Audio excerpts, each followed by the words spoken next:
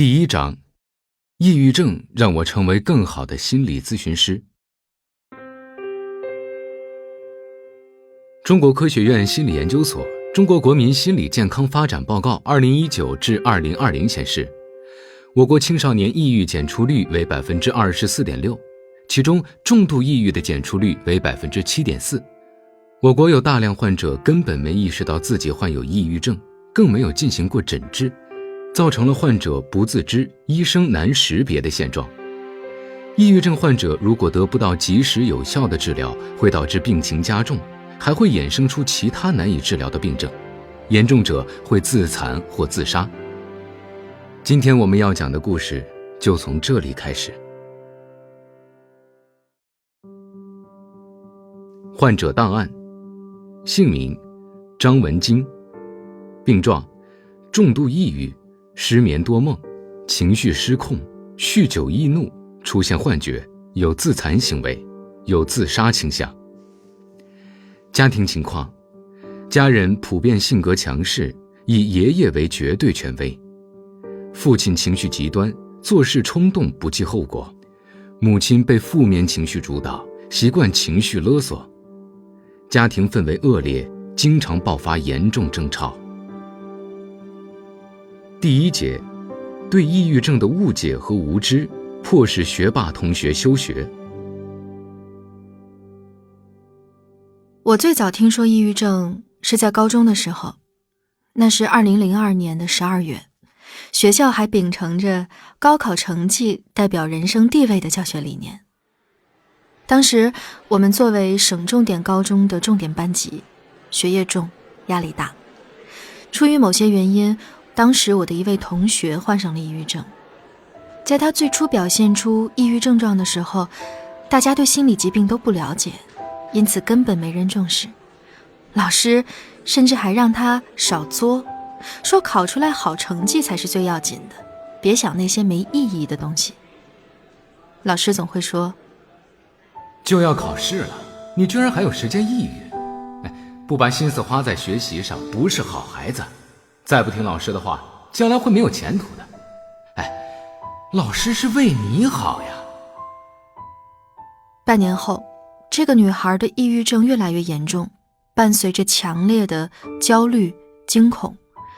有时候她会控制不住的大声求救，使劲敲打床板，歇斯底里地喊出一些没有意义的音节。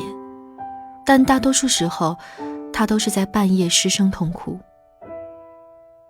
其实，无论是当时还是现在，我都蛮理解她的。当时的她已经没有正常的学习能力了，成绩一落千丈。她的成绩曾经很不错，是他们那个村子里面唯一一个考上省重点的准金凤凰。老师每天都会批评她不把心思花在学习上，逼她尽快恢复到以前的成绩。她做不到，但也觉得一切都是自己的错，于是越来越愧疚。那是一种很强烈的折磨。她告诉我们，她每天早上起来的时候就想，如果不提升成绩，就会辜负大家的期望，一定要好好学习，否则就没法提升成绩。她试图强迫自己停止抑郁，但这只能让她陷入更深的抑郁。每个夜晚对她来说都非常难熬，毕竟一觉醒来，就又要去面对她无法解决的局面，那些不可控的情绪。当时没有人能为她做什么，宿管老师还会因为她频繁的症状发作，投诉她半夜作妖，闹得其他同学不能休息，影响大家的学习状态。班主任只好连夜的把她送到医院去，但是医院查来查去也没有发现她有什么生理疾病，于是医生就建议带她去看心理医生。但是当时那个时候的医院是没有心理科设置的，于是她就被送到了精神病院，最后确诊了她是抑郁症。医生就开了一些抗抑郁的药给她。虽然她并不是真正的精神病患者，但是学校还是让她退了学。很不幸，在00几年，在我们那样的小地方，以当时人们对心理学的了解，并不明白心理问题和精神疾病的区别。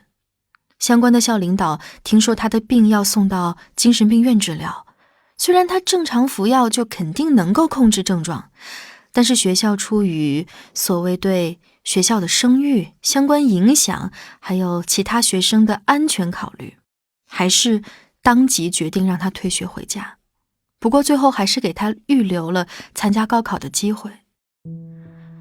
他走的时候没人送他，只有班主任和家长进行了简单的对接。我悄悄地在阳台上看他，他也发现了我，只是跟我简单挥了挥手，没有说话。我记得后来我问班主任，我们能不能为他做点什么？班主任说，只有专业的心理医生才能真正帮助到他，但我们这里没有，要去大城市，很贵，他家负担不起。那是我第一次见识到抑郁症的威力，它摧毁了一个农村女孩想要通过高考改变自己命运的梦想。后来我再也没有见过她。现在想想，我当时能在某种程度上理解她，大概是同病相怜的人之间一种微妙的心理感应吧。但那时我还没有意识到，我一直以来的痛苦也是抑郁症导致的。